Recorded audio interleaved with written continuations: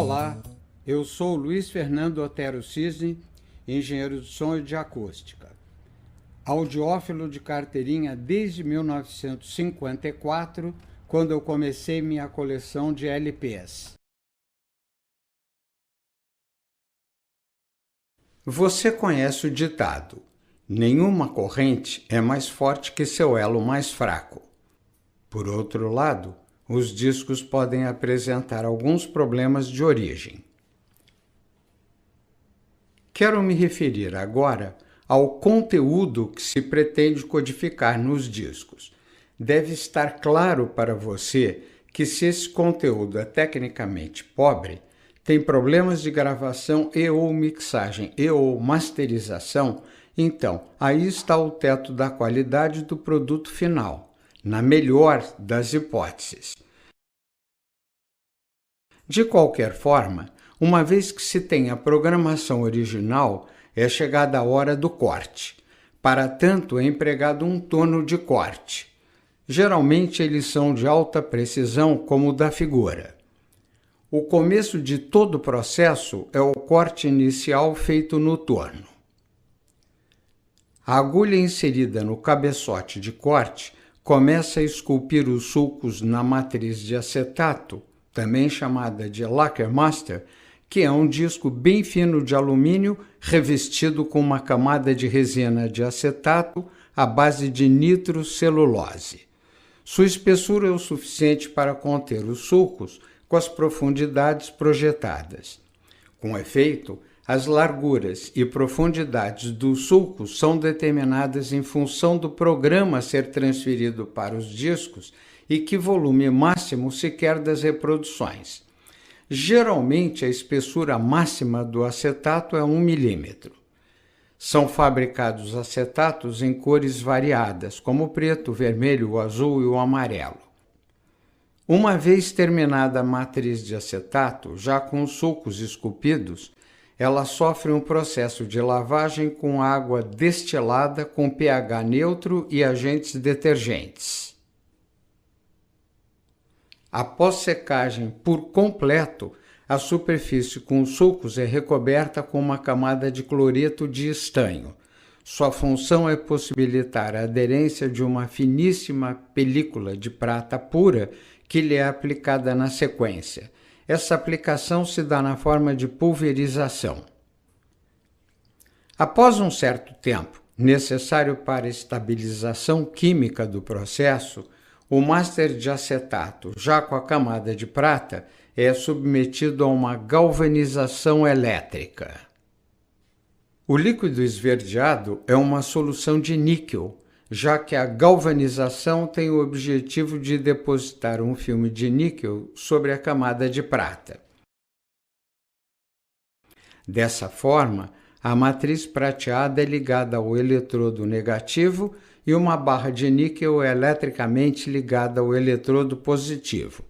Com a passagem da corrente elétrica pela solução, os íons de níquel migram para a camada de prata, revestindo-a completamente. Esse conjunto é lavado mais uma vez. A camada de prata com o níquel eletrodepositado é então separada do master de acetato. Obtém-se, dessa maneira, a matriz, também chamada disco pai, que é uma cópia negativa do disco de vinil que será produzido no final. A matriz vai produzir uma cópia positiva do disco que, portanto, é seu modelo. Essa versão de modelo é chamada disco-mãe. Até um total de 10 discos-mãe podem ser obtidos a partir de um só master. O limite de produção dos discos-mãe é o estágio em que o master se deteriora a ponto de não poder mais ser usado. É o que se faz quando a produção dos discos é muito elevada. Na sequência, cada um dos discos-mãe sofre novo processo de eletrodeposição de sorte a produzir cópias negativas, chamadas estampos. Os estampos são finalmente usados como moldes para a prensagem dos discos vinílicos, tais como os conhecemos. O processo é duplicado de modo que sejam produzidos 2 estampos diferentes para cada disco de vinil, sendo um para o lado A e outro para o lado B. Tal processo de multiplicação sequencial é empregado para produzir grandes quantidades de disco, usualmente milhões de unidades. A figura mostra os estampos e ao centro a bolacha de vinil com um rótulo acima e outro abaixo. A bolacha vai ser prensada na presença de calor e o resultado é o disco vinílico com 2 rótulos, um de cada lado. Veja nesta figura o esquema do processo de produção sucessiva de cópias positivas e negativas dos discos.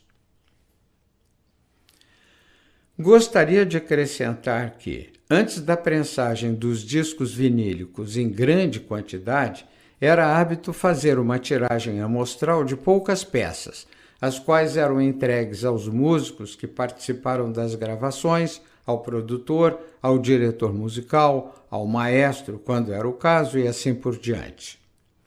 Esperava-se que esses profissionais aprovassem as amostras antes que se partisse para a produção em grandes quantidades. Esta foto é um disco de testes de prensagem de minha coleção. Dependendo do rótulo, tiragem e diversos outros aspectos, antes de se lançar a produção em massa, muitas vezes se fazia uma segunda tiragem de discos, também em escala reduzida, mas agora para efeitos promocionais. Esses discos promocionais eram enviados para críticos de música, emissoras de rádio e de TV e para quem mais pudesse fazer a divulgação do material.